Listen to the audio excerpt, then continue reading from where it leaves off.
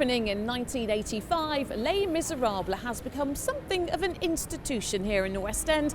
Not only is it the world's longest running musical, it's been seen by more than 60 million people in 42 countries and in 21 different languages. If somebody had told you that way back when, would you have believed it? I'd have laughed. Absolutely no way. You say you knew you were working on something good though. Yes, I loved it, but there was no way that anyone can imagine something running this long. It's crazy, isn't it? And it's probably going to it'll probably outlive me. I think it's one of the great stories of the triumph of the human spirit, and it's got, because it's got so many characters, it's got so many ways in. You know, you've got the story of Valjean, which involves the discovery of virtue and the discovery of faith, the discovery of love for a child, and what it's like to be a parent, what it's like to let a child go out into the world. Then you've got the kind of more teenage, love triangle story, the story of unrequited love with Eponine. Kids will, enjoy Gavroche and Little Cosette stories, and any obsessive policeman could enjoy Javert. Jean Valjean's crime was stealing a loaf of bread. It was the beginning of a lifelong confrontation. Les Mis, miraculously, is the longest running musical in the world, and I'm as surprised as anybody. I always thought it was a very terrific musical, but I never had any thought that a show of such serious note would actually run as long. But it seems to touch every generation, everywhere in the world. I mean, Victor Hugo's story, is about contemporary people, even though it's set in a period setting. And every country in the world seems to react to it. And of course, Alain Boublil and Claude Michel Schoenberg's music those songs are absolutely fantastic. And they're timeless. And it speaks to an audience of any age. Let's not forget, though, that Victor Hugo was already an international celebrity by the time he got to age 30. He was known as the Prince of Poets and was, shall we say, massive within the Romantic movement. More importantly, of course, he was what you would, I suppose, assume today, just a huge celebrity, end of. Who would have thought, though, that so many years later, his name would still be synonymous, really, with the world of musical theatre, not just really in his home country, or even indeed in Britain, but worldwide. Take him off. A duel of wills with the fanatic police inspector, Javert. Continue. The hope of escape was his only reason for living. Hold, or I'll shoot! It is the decision of the military tribunal that 5 years be added to your sentence. You must have been asked many times, but can you in any way put your finger on what it is that has made it the longest running show ever? Well, I personally think it's the story. Victor Hugo's masterpiece, Les Miserables. You mustn't cry. You must be very brave. With all the power and spectacle of those turbulent years leading to the French Revolution. It is a story of incredible courage and relentless pursuit. Join up! An exciting panorama that captures the spirit of a rebellious generation.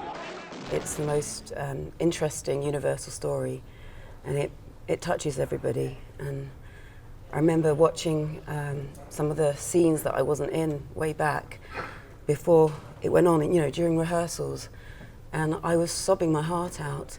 And then I thought, oh my God, it's my scene coming up next, and I had to pull myself together. I mean, this show, it makes men cry, put it that way. It's a beautiful story. I mean, whether you're into musicals or not, it's one of the great stories ever told.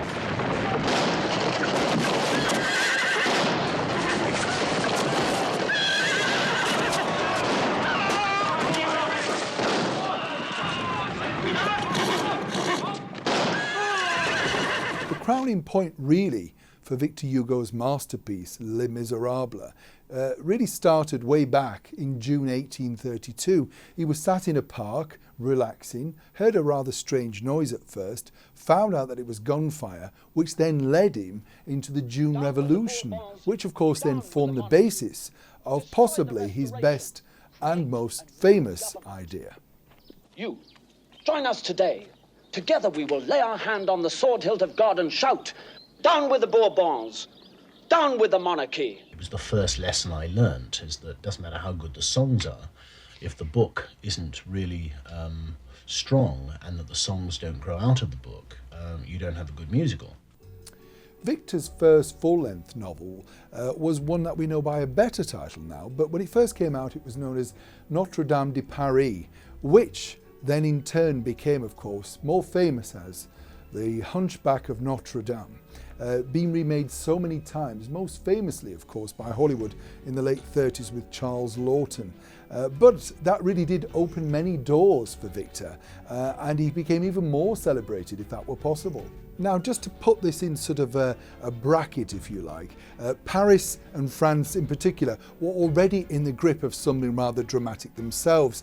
There'd been a massive outbreak of cholera, with over 19,000 Parisians dying.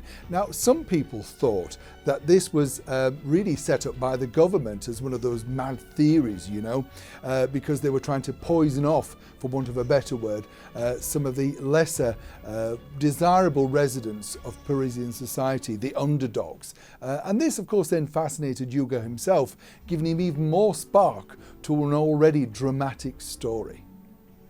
Now, not many people will know that Victor Hugo wrote Les Miserables in his long years of exile in the Channel Islands. And to get inspiration for this, he would write naked at his desk every day, shocking some people who would actually turn up to take tea with him and things like that. I think what's interesting to note as well, he didn't really rush this particular masterpiece. He went through many, many different rewrites, and for a while it sat around by himself. You know, he changed plot, decided to pick it up, go back to it again. He was known as a perfectionist, and I think, of course, like anybody who had enjoyed huge success, it would be like today releasing a Bond movie. You know, everybody's going to criticise, everybody's going to say whether they like it or not, and he was under immense pressure to make sure what he came up with next was, of course, an international smash. And, of course, when it first came out, that wasn't necessarily the case. Victor Hugo's Les Miserables really was the most anticipated publication in years, and New York society was agag waiting to know how it would be done. And to give you just an insight really as to how, even back then they were very clever, they decided to mount this massive PR campaign, and so they would drop in little teasers, rather like what they do, say, with a Harry Potter movie in today's decade. So they just drop a little bit in, and then they came up with the first sort of take, the second take, and by the time, of course, that the final volume was released, it was a momentum. Everybody wanted a copy. Everybody needed to be seen with a copy of their book. It was the coffee table equivalent of gold dust, if you like. And once again, of course, he was looking at a mega smash hit. Cameron Mackintosh was sent a demo tape based on Victor Hugo's novel Les Miserables. The two French composers, Claude-Michel Schoenberg and Alain Boublil, worked closely with him, developing the score.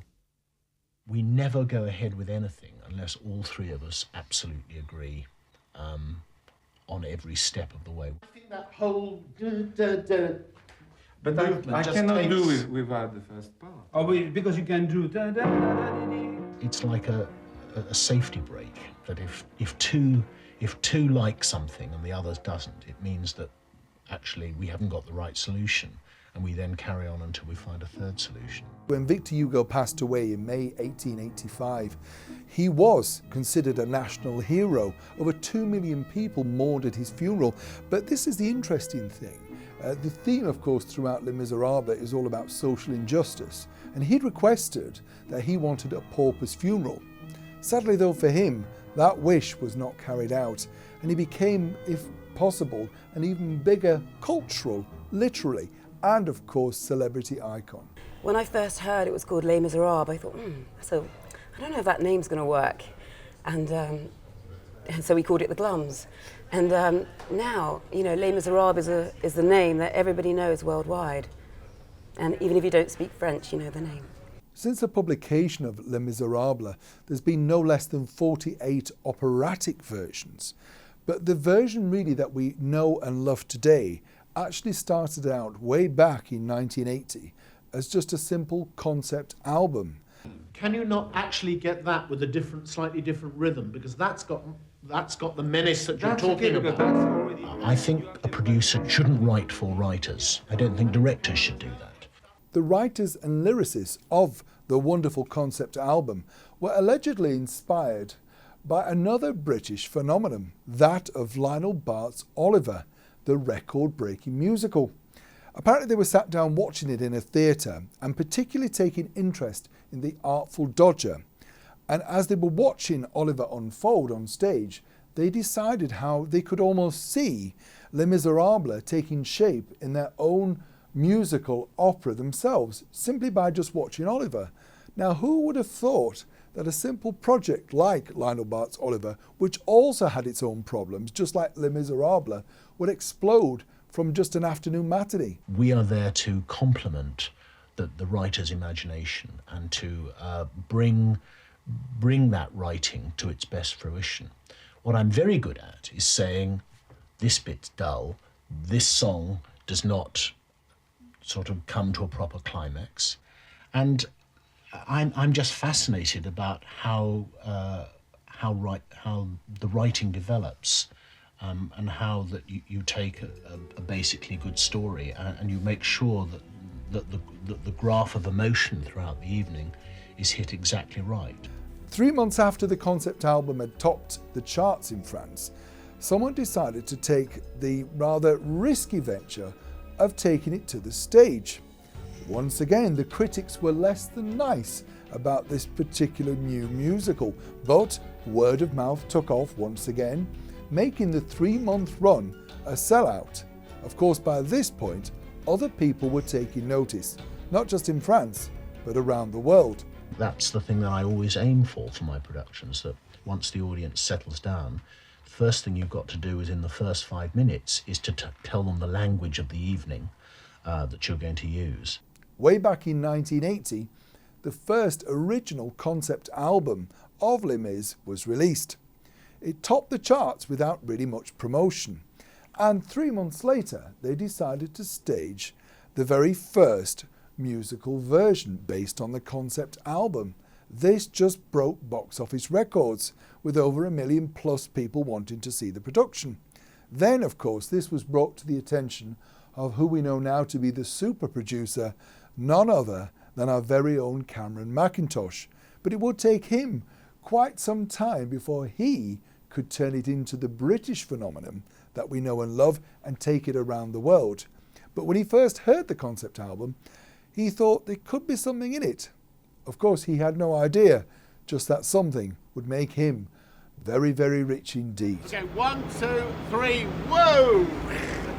I knew from the beginning I wanted to do the singing live, and I was so passionate about it, I wasn't willing to make the film unless I could do the singing live. And this is because I always find singing to playback, to lip sync, to pre-record, however well it's done, has an artifice. At its worst, it makes you embarrassed. At the best, you have to just forgive it. And in a light or a comedic film, it's easier to forgive. But I wanted there to be no barrier between the audience and the experience of these emotions.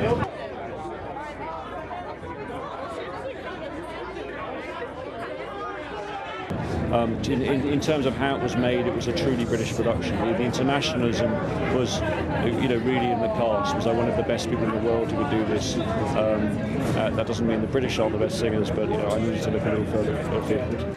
I think what's personally interesting to take note of is the fact that when this show launched in October 1985, nobody really could have foreseen just how big it was going to be. And the critics, as I say, loathed it and were rather cruel, in fact. Not really just about the length of the musical, the fact that they were getting a free ticket and the fact that, they had to sit and endure it. But they didn't really understand, even when it started to take off and become a huge box office phenomenon, they couldn't understand why the public liked it. The posh papers said that we had trivialized one of the greatest works of Western literature. The tabloids agreed between themselves that we had perpetrated a gloomy, dull, endless evening, which wasn't what musicals were about at all. Musicals should be light and frothy and frivolous evenings that sent everybody away happy and humming the tunes. It took 2 years for Cameron Mackintosh and his team to make the English language version of what we know as Les Miserables today. But in October 1985, it opened at the less than glamorous location off West End in the Barbican. Although his father is Scottish, Mackintosh himself was brought up in the home counties. His mother is Maltese, and his parents met in Ensa during the war. When he was young, he was always standing on chairs with a stick in his hand, as if he had a great orchestra in front of him. And I thought he was going to be a sort of bandmaster, band leader or something like that. Then he started with a puppet show. I know a lot of people do puppet shows, but they don't normally drive the family entirely batty all year. The first thing he used to tell us, if you're late, you won't come in.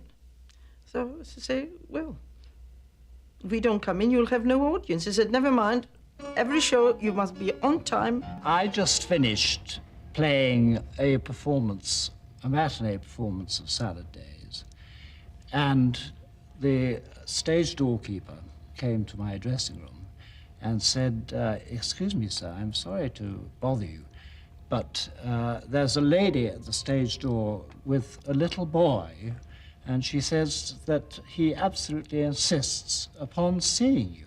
So in you came, Cameron, and was it your aunt that was with you, I think? It was my aunt, my mother, and my kilt. Yes, I remember your kilt very well. And Julian, instead of sort of patting me on the head and giving me some candy floss, actually took me terribly seriously and showed me backstage of how he mimed with Minnie the Magic Piano from the Pit and how the flying saucer worked and was attached to wires. And I just remember sitting on this stage, or standing on this stage, looking around and thinking, yes, I'd like to do this when I grow up. My nickname at school was Darryl F. Mackintosh, after Darryl Zanuck, who was having lots of successful films then. And again, I used to start the first day of the autumn term preparing for the Christmas review. If people booked in advance, they could get the tickets for £1, and if they got them nearer the date, they had to pay 2 shillings. I was like a hoover. I sucked up any information about the theatre. I got magazines from America, from every newspaper and article I could about anything about the theatre. So I was a sort of walking encyclopedia at school and drove everybody mad who were much more interested in the football results. When he left school, Cameron Mackintosh decided to try the stage management course at the Central School of Speech and Drama. But he left after only a year to get proper backstage experience at the Theatre Royal Drury Lane. In the mornings, he also cleaned the theatre to earn extra money. I took great pride cleaning that theatre. The dress circle bar was my domain, and I used to very carefully polish all the brass and wash the glass. So it must be rather nice for you to be back at Drury Lane with Miss Saigon. It's like coming home. I've always had, that's the one dream I've had, was to have a show on at Drury Lane. He did a variety of jobs backstage, including a spell up in the Flies, hauling scenery up and down. And as I undid the ropes, they caught round my hand, and I was flown. The weight of this huge piece of scenery took me right up to the grid, and it stopped literally 6 inches from the grid. I would have, only because it was a very tall piece of scenery that had landed on the stage, and they had to cut me down. You know, people think it's pretty easy to be an impresario. Believe me, it ain't. It ain't easy at all. Choreographers and directors always argue. The book writer tends to argue with the composer and lyricist. And it's very important to have a strong producer at the top, because in a sense, he is the one who has to balance all the elements and control all the elements. I knew the moment I started to talk to Cameron in detail that there was a man after my own heart. He had just the same enthusiasm, just the same care, that it must be glamorous and beautifully done, that you don't save pennies on the costumes or save pennies on the scenery or something. You do it properly. You don't try and scrape into a smaller orchestra. I'm not a great musician, though I can tell when the music's right or wrong. I can overlap into his area by sort of prodding him here and there and thinking, don't we need something like that, or is that mood right, or whatever, in his scoring. Cameron is really much more of an old-fashioned producer in the sense that he does have strong creative views. Sometimes the team who he works with don't share them, but he has a very strong view on practically everything. In fact, one of his qualities is that, I mean, you could be 2 minutes into a song and he'll come up and say, I don't like that, it doesn't work, doesn't understand. You take a Cameron, just wait a minute, let's get through to the end and we'll work it out. Well, I can't help myself. I mean, I'm one of these people that just says what I feel, even if it isn't right. I just have to get it out of my system. But I've got a sort of, I sort of like a sort of terrible truffle hound, sort of smelling spots in the show which I don't think are right.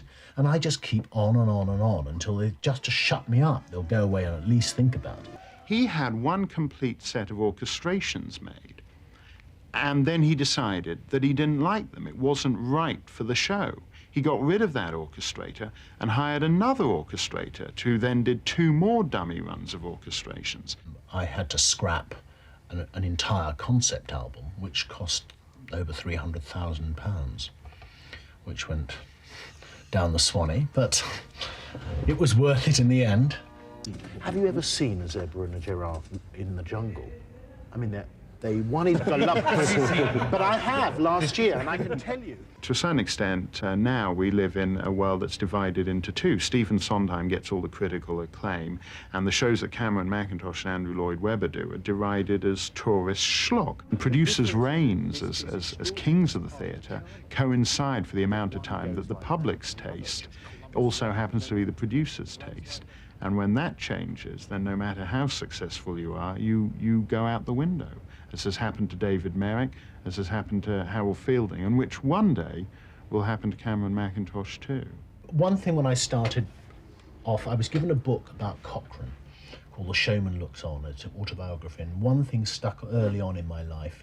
It was his advice to aspiring young producers. He said, never put a show on for the audiences. Always put it on for yourself and do it as best as you can, and then maybe an audience will come and see it. And I think that's pretty good advice. It's not just a West End phenomenon. It continues to be a box office hit around the globe. A staggering 56 million people have now seen Les Mis. That's almost the equivalent of every man, woman and child living in this country. Michael Ball sings with Lea Salonga, but this is not a scene from their hit shows Phantom of the Opera or Miss Saigon. It's another hit both have shone in separately, Les Miserables. But everyone here's been very jolly because it's Les Mis' 10th birthday, and hundreds of the cast from its productions around the world are giving a gala concert on Sunday. But without props or costumes and new cast members, it can get confusing which way to go off stage.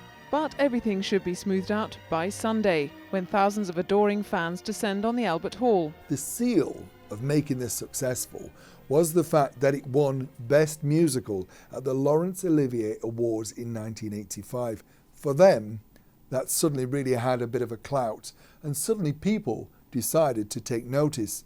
It shot out of the Barbican and into the West End, where it's basically remained for the last 25 years.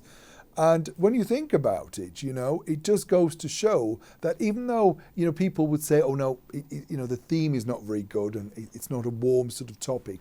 Of course it's not. Victor Hugo wanted to get social injustice out there, and that's what he did. But the songs are so memorable, and they've been recorded from everyone, from the likes of Dame Shirley Bassey, right through to some of our most celebrated opera stars, including, of course, Luciano Pavarotti. But I think what really cemented it in the end was the fact that the public pushed this through. And as someone who attends many sort of opening nights and theatres, Les Mis fans are nothing like I've ever met before. They're very loyal. Some people, in fact, actually book the same seats every matinee and turn up week after week after week. They know the show backwards. They know everything about, when the lights should come on, the scene changes. If somebody's feeling ill in the cast, they become like friends. And one of the connecting factors that I think Victor Hugo would really love is the fact that, of course, the cast then connect with their fans, their audience, and that actually brings some sort of social connection. I'd like to think something that he really would admire. Well, it started at the Royal Shakespeare Company, And the first performance was 5 hours long, and so they had to condense this amazing story into 3 hours. And in fact, they cut out a lot of fantastic things. There should be another show, Les Mis, the outcuts, or whatever you call it. So the Royal Shakespeare Company, we did it there for 8 weeks, and we had no idea it was going to transfer to the West End. It's back to its roots, the Barbican Theatre, where it started 2.5 decades ago to some bad reviews and was just about to go to the West End. Of course, we were all a bit depressed, having seen such a fantastic reception the night before. And so I thought I'll get rid of all the bad news at once and ring through the box office. And it took me several goes, and that was where the story came from. That they said, "How did you get through? We've had 5,000 calls. It's a record at the Barbican." I mean, I knew it was going to be a big hit years ago, but I didn't know it was going to last 21 years. It's fantastic. It's overwhelming, absolutely overwhelming, and I don't necessarily know that any of us truly understand the significance of it and ultimately and hopefully the impact. It's actually quite fantastic though, because the piece is really about age and youth, and to think that I did it 21 years ago when I was the youngest adult, and now people are playing my role that weren't even born back then. But it was really interesting because of Nick to see so many young people who probably have never seen a musical ever, you know, coming in tonight and being completely enthralled. I mean, you could hear a pin drop through the story, you know, and they just reacted to the show and the fact that he was incredibly good at it, as was Camilla, you know, on their baptism fire tonight. But I was really very happy. It is nice being back on stage. I was Gavroche when I was in it last back in 2003, and about 7 years later I've come back to play Marius. And it's been a dream of mine for a long time, and to see it coming true is an amazing thing. Nick's done a couple of shows on Broadway. I think he was in Beauty and the Beast, but the first time I met Nick was when he was the last Gavroche, which is the little kid in Les Miserables, on Broadway when I closed the show the first time after 18 years. And he did the last 9 months of the run. And I was reminded by his father that at the after-show party I'd gone up to him, and I obviously had a few drinks because I didn't remember, saying, you know, to Nick, you know, you are really terrific, and I hope when you're older you'll come back and see us for Marius. Well, even though I didn't remember it, he did. And out of the blue, I mean, I'd heard that he was interested in going to the theatre. So through another way, I actually approached him. And then I spoke to his father, and he said, no, this is something they would really like to try and make happen. And it's a great credit to the family that they have moved heaven and earth to allow him to come and be here. And he's having a great time. You know, I actually wasn't as nervous as I thought I would be. I don't think I was nervous at all. I think that I was really comfortable and just happy to be on that stage and really trying to become the character. Well, what's interesting is that he's actually got a very mature voice for somebody who's still 17. You know, he's not quite 18 yet, and yet the voice sounds much older than you'd expect. And he's also got, I mean, a tremendous focus all the way through rehearsals. And when I first met him, I mean, he really, really knows what to go after. And he just does it with no problem, great ease, and the whole cast adore him. The crowd was great tonight. So incredible to be back on the Les Mis stage. Obviously a bit of a different role this time, but still that same energy and that same excitement. Tickets for the concert sold out in 2.5 hours. They'll have 17 different versions of the main character Valjean to choose from, and the comic relief of Alan Armstrong and Jenny Galloway. How many thousands of people? About 5. About 5,000 people. And Are you nervous? no, no, not at all. I think once you see all the people and know that everybody's rooting for you and know that there's not a hostile soul in the stalls or or anywhere, it's just going to be fun. You know, here and there I'm picking up the accent. I sing with one now in the show, which is kind of funny, but it's very, very interesting to be here and to pick up the lingo along the way and make some new friends as well, which has been great, and I'm really enjoying my stay. They can come and see the show here in the morning at 10 o'clock. They can go to the matinee at the Queen's, and then the following day turn up with the other thousands and tens of thousands of people at the O2 for that extraordinary concert, which now has a cast of over 500. Recently, they've started doing celebrity casting in Les Mis in London, and we've been lucky enough to see possibly some of our better greats, what I call the greats that are going to come forward in the next 10 years. The Lancashire tenor Alfie Boe has undertaken not just one but 3 stints in Les Mis and claims it's his very favourite role. I've done the Les Miserables. I'm going to go back into Les Miserables this year in June to do a 6-month run. Wow. But I'm wanting to really break the genres a little bit, you know. People call it crossover, people call it all sorts of things, but I want to just break the genre and cross over to a new audience, not the repertoire so much, or sing different repertoire, but make sure it's legitimate for my voice, you know. Yeah. That I'm legitimate enough to sing it, you know, and still sing it in the same quality and the same standard that I would an operatic aria in a way. The comedian Matt Lucas is possibly better known for shows like Little Britain and Come Fly With Me. And he virtually begged the producers, Cameron Mackintosh's company, for a part in the musical, which of course did nothing to dent the box office. It shot it through the roof. And it was like a new injection, if you like, of vitality. And once again, of course, making it one of the biggest take musicals of all time. Cameron himself said that, well, he's had many, many hits. He never thought that he would be known as the man who brought Les Mis to the British and Broadway public. But how lucky we are that he took that chance. I mean, I was very lucky because they took me to Broadway as well, and every sort of musical performer wants to go to Broadway. So my dream came true when I was 21, which is amazing. And also my daughter, Eliza, also played Cosette at some point, and I went back into the show and I played the same role, Eponine, with her. So it's emotional for me. It's it's my whole life. I mean, I think, I have to be honest, you know, it's the best role I've ever played, and it did, you know, it gave me an incredible, well, people still know me today from it, and the album is still selling that I made 21 years ago. So, you know, for me, it's in the heart. It's really personal for me.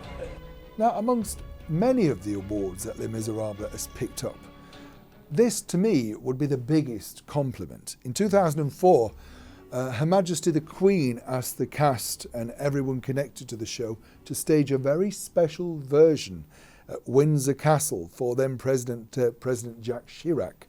Now, can you imagine how nerve-wracking that must be, first of all? But apparently the Queen thought this was a great idea. It was an official visit. Lots of people were going to be invited. And apparently, sadly, there's no recording of this particular night. I think that this really should have been recorded and taped because, you know, just to see our Queen enjoying this musical. And she's already been, we can tell you, unofficially many times to see this. It's one of her personal favourites. You don't expect to win a Tony Award when you're that age. You've seen it on the TV, and suddenly you're told you're going to be up for one, and then you win it. It's just bizarre. I mean, I just thought, this is ridiculous. I'm here with all these stars that I've heard about, and you know, it's just amazing. And I used to sort of go, oh no, awards don't mean anything, but now I look at it and I'm quite proud. Every year it picks up more and more awards. There was a special 10th anniversary show at the Royal Albert Hall. In a recent BBC radio poll, it was picked out as the best musical of all time. And it's hard to imagine that, you know, when he wrote it, whether he would have thought that his celebrity would have carried on. I think Victor Hugo would have thought he would have been known in his time, but his name is now plastered across the world. It's been seen in over 30 countries. It ran for over 10 years on Broadway. You know, when you think about it in those terms, you know, it is something of a phenomenon. And I'm just about to start on the film where we're now working on, somebody is working on the screenplay, and I'm doing it with Working Title, which is, you know, the great British company that's one of our best film company, and I'm really looking forward to finally getting Les Miserables out on the big screen. Les Miserables, of course, is now a new smash hit mega movie, looking at all sorts of gold dust from BAFTAs to Globes to Oscars. But it's not the first time. There are already 10 silent versions made of this particular story. There's been a radio version, there's been a television version with Anthony Perkins, no less, which was kind of warmly received.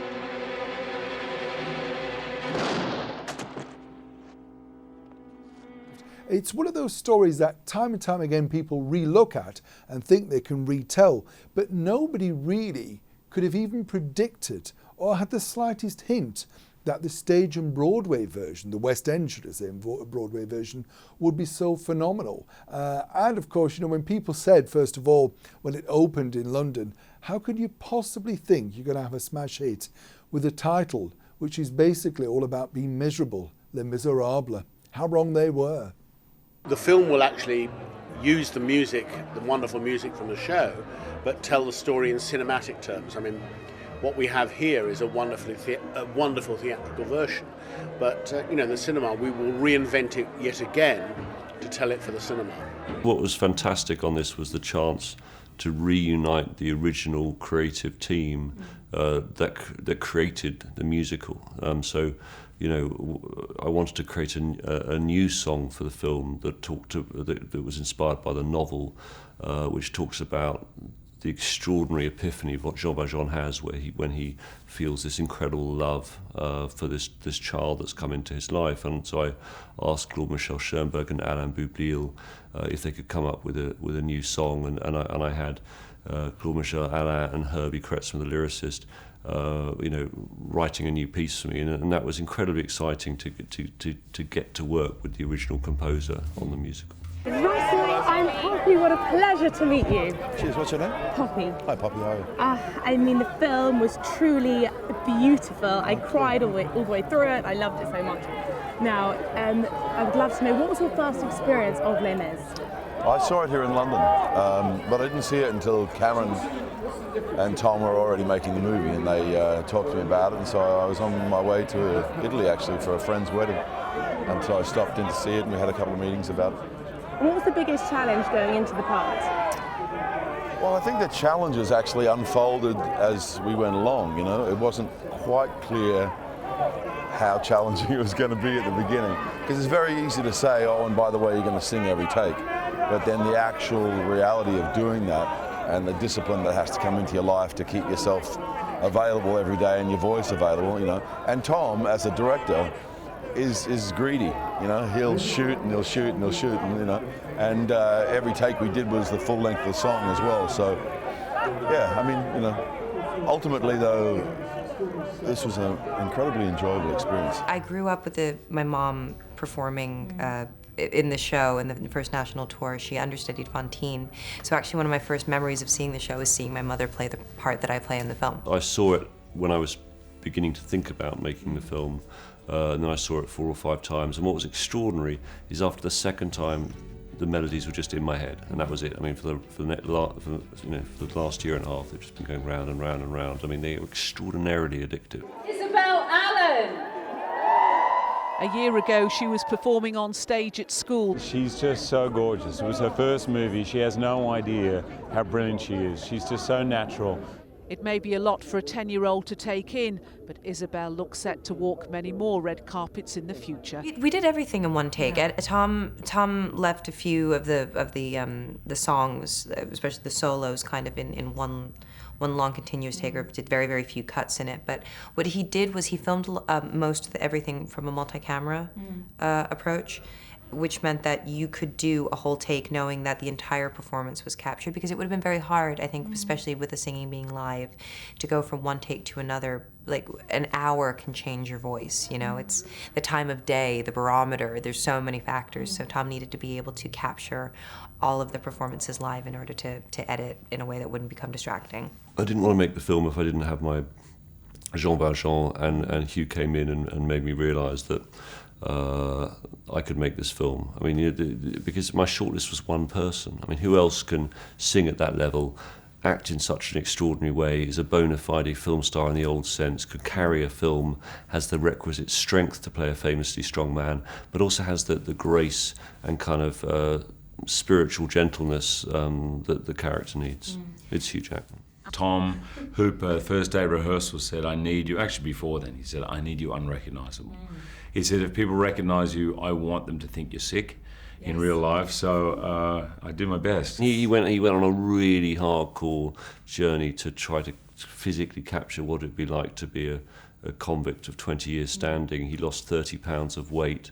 You know, we shaved his head. I mean, we talk a lot about cutting Annie's hair, but Hugh Jackman's head was shaved very brutally, and then in the opening scene, I mean, this is where he's kind of quite eccentric. He went on a 36-hour water fast, which means no water for 36 hours, and then was willing to stand up to his chest in seawater, putting a massive ship in on a rope, so that his skin kind of went back against his cheeks, and you know. A lot of people don't recognise him in the opening scene. I mean, he's so kind of broken looking by this thing. I mean, and then when his character kind of flourishes, he then put on weight and changed again. And I mean, like, his commitment to this was total. Yeah, my trainer on this movie, incredible guy David Kingsbury, has at one point in his life was a bodybuilder, and he knew of this water restriction thing, which is what bodybuilders do before a show, and you can lose up to 10 pounds of body weight, and right off the surface, do not do this at home, trust me. And so it really sinks in your chest. I was already quite skinny, but it makes it quite drastic. Your eyes get sunken. I look like hell, basically, and trust me, the headache after about 20 hours is something I don't want to repeat.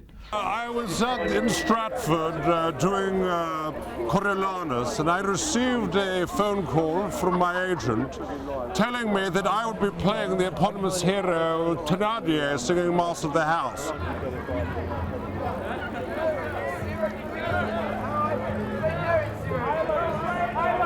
Just like the singing, all the tears were done live.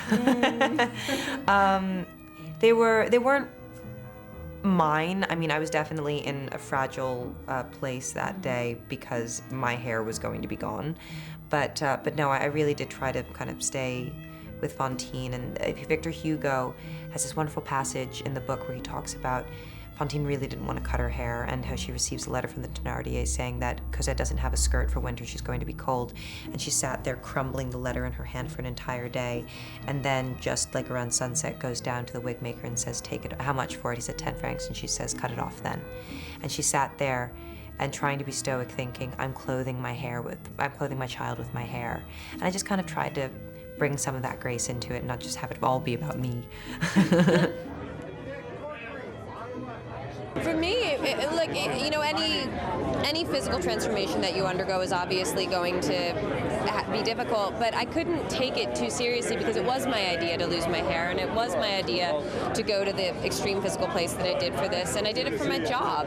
And a lot of people don't have a choice about it. A lot of people get sick and they lose weight. They get sick and they have to lose their hair. Tom Hooper, who's not a musical theatre director before, he went to see the show and really fell in love with it, and he said, how do I recreate that feeling that you get in the theatre? And so he wanted to sing live, and what he does actually is enhance the theatrical experience. For example, Anne Hathaway, her song, I Dreamed a Dream, which of course everybody feels they know, is a single shot without cutting for 3 minutes of her in close-up. It's one of the great performances ever given, and I think, and you never cut away from it. So it's like being in the theatre, but the best seat you couldn't even get that seat in the theatre. It's like sitting in her lap and listening to it, you know? There wasn't anything about this job that wasn't daunting. I mean, we were all just kind of this mixture of anxiety and gratitude and excitement and nerves and, but, you know, and then of course you show up on set and you're just like, because we'd all been kind of working in our own lives on the music, and you show up and you hear Hugh Jackman, and of course we kind of all knew that Hugh could sing, but not like this. And then Eddie Redmayne with the most gorgeous voice just coming out of nowhere. So, I mean, so it was exciting to work with everybody, hear what they were doing, but I think, you know, hearing how talented everyone else was kind of pushed us all on to, me on at least. So many auditions, 6 in total, 3 on tape, 3 in person, 2 flights to London.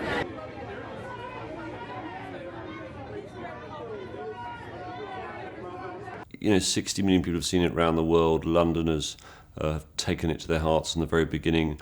I wanted to protect what it is people love about it and somehow take that and intensify it on the big screen. And I think it's how it makes people feel and how people go back and back to re-experience these strong emotions. I wanted to make the emotions they feel even more intense on the big screen. I don't think I think about it in terms of hard or easy. It's just my job. So, you know, it's not like it all kind of a feeling comes to you in one great moment. You're like, oh, I'm quite good at this, or oh, I'm terrible at this. You're so far removed from it, and at that point, I'd done so much preparation that I was so into it. It wasn't really about performing. It was more about just honoring what I had learned in the research that I had done, and just trying to open myself wide enough to let all that come out.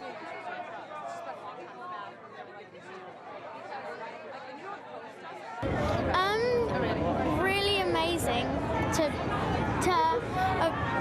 be up there. It's so cool. Well, Jean Valjean, for actors, it's a bit like a Hamlet or something. It is the kind of role you dream of playing and also secretly terrified of playing, because it requires everything of you. And with Jean Valjean, emotionally, physically and vocally, every day it requires it, usually all at the same time. So it was an incredible opportunity, and I'm just so lucky to have been working with Tom Hooper and these other great actors. You know, I used to go to the Empire Leicester Square and the Odeon Leicester Square as a kid, and dream of one day having a film maybe in those cinemas. And I remember the ritual as I left, I'd always turn back and watch the end credits roll and make a kind of commitment to myself to try to get a film on one of those screens. And to have both screens of the premiere last night with 3,000 people was a kind of great, I don't know, homecoming for me as a Londoner to have that opportunity. You know, he would have everyone over when we were in London, and it was great because he had a very, very great, you know, estate over there, and it was a lot of fun, and it was nice after long weeks for everyone to come together and do that, and he's just a great guy. At the beginning, it's a very embarrassing thing to actually sing to people. It's a very exposing thing to be like, hey, you know, on set. And so when we were allowed to get so relaxed around each other and learn to, and you didn't feel awkward.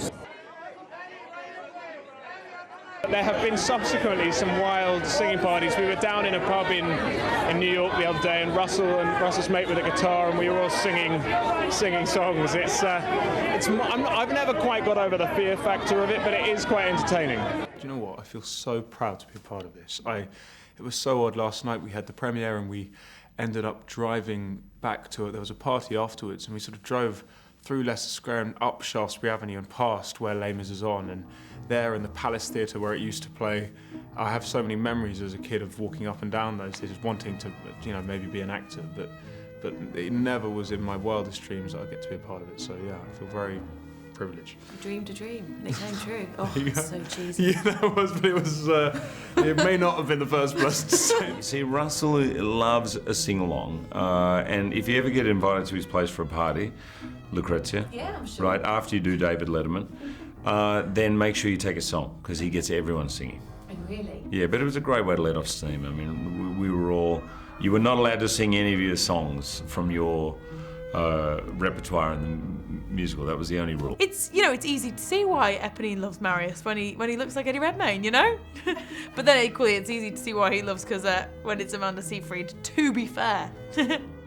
Yeah, no, there was a lot. But the thing about this film is because it's embarrassed to admit it, but we're all such sort of aggressive Les Mis fans that it's the first film I've seen when people would come into set on their days off to kind of see how everyone was doing. Because no one wanted to miss out. So yeah, we were all very supportive. Well, I think it's, you know, I've always admired Hugh Jackman. I've always respected his career and his work. I think he's just got fantastic range in what he does. I just think the world of him professionally.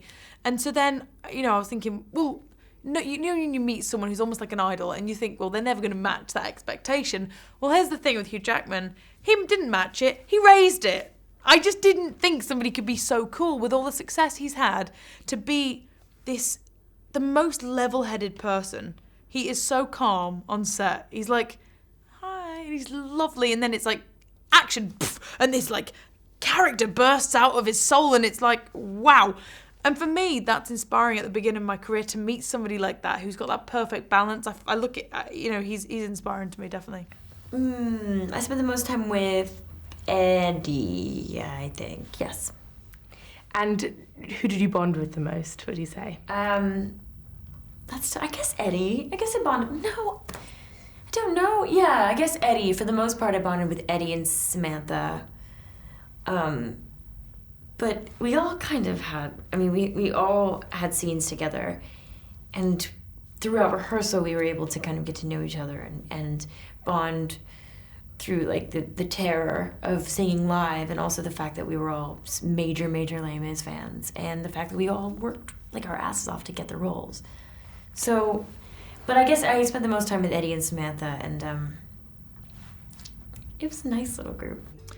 I think it was just the difference in how you convey this emotion. I think in a theatre you're projecting to 2,000 seats and everything's heightened because there's no point in having a little private moment on stage. You need people to connect with that story and to sort of feel what your character's feeling. And on screen the camera's so close to you that you feel, you know, it's so intimate that you can be more truthful, and that realism is amazing. But then you can't beat that live buzz of theatre. So what I feel is exciting about this project, certainly from an acting point of view, is combining those two together. So it's kind of that utter realism of film, but with that kind of live buzz you get in theatre. It's combining the two to create something that feels unique. I had to sing. Just had to sing. I was completely out of my comfort zone and, you know, very, very insecure about my voice. I definitely wish I'd had more time to prepare this soprano technique, but, you know, I did my best, and I feel like, you know, this is the kind of, it's just a unique experience, and the opportunity's not gonna come around very often, so I definitely think this is, you know, the coolest thing I've ever done. Well, I didn't get a call. That was the first step. Basically, I was performing as Nancy and Oliver on stage, and Cameron McIntosh, the producer, walked on and announced to a live audience, that I was going to be playing Eponine Les Mis. That was my face, right there. That was my reaction. And it's on YouTube. I've watched it since because I can't remember it. I just remember hearing Eponine, and I remember my heart nearly falling out of my chest and going, because I've never wanted anything more. I'd never wanted this. It's been a part of my life for 4 years. It's a character that I feel so passionate about, and oh gosh, and to get that news in that way, that was my reaction right there. You did a really good impression of me. It was like my inner, you know, teenager who grew up with Ali G and, you know, all those things. I was properly starstruck by Sacha, and he arrived on set at a point that he and Helena Bonham Carter arrived at a point in which we've been going through this rigorous, quite sort of intense process forever. And they arrived, and this sort of lightness arrived, and it made me very happy. It was just, that was a bit of a sort of lifetime aspiration, was to, I never thought I'd get the opportunity to work with him, but it was pretty wonderful to do. I think I was excited about, although it was a world I knew nothing about, at least I knew this girl, I knew this piece, I felt so passionately about it. So that was the one comforting thing I think about entering it. I wanted to work with these actors that I'd, you know, admired for years, people like Hugh Jackman, you know, and Eddie Redmayne I knew had been cast as Marius, and when I was auditioning for Eponine, there was posters everywhere with my week with Marilyn, and I was like, remember just being like, positive thinking he could be my Marius. And working with people like that was such a highlight. I was lucky enough to attend many of these gala nights of Les Mis, and they've always been magical. You know, any musical that celebrates a particular milestone is always sort of like one of those moments where you think, it's been going so long, can they really inject something into that? And it does have that magical touch. I think what's also interesting is the fact that as somebody who's seen it, as I say, quite a few times now, you go along and each time there's always something that you don't quite remember from the first time or the second time. And you do come away, it's what they call, one of those musicals, it's what they call a memorable musical. Not just because of the story, but particularly with the songs. You do go out and days later you've got this fantastic melody in your head and you're thinking to yourself, what is that? What is that? Because with a lot of songs from musicals, you don't always know the title, but you only have to hear the sort of the words of On My Own, and it strikes a chord through any generation.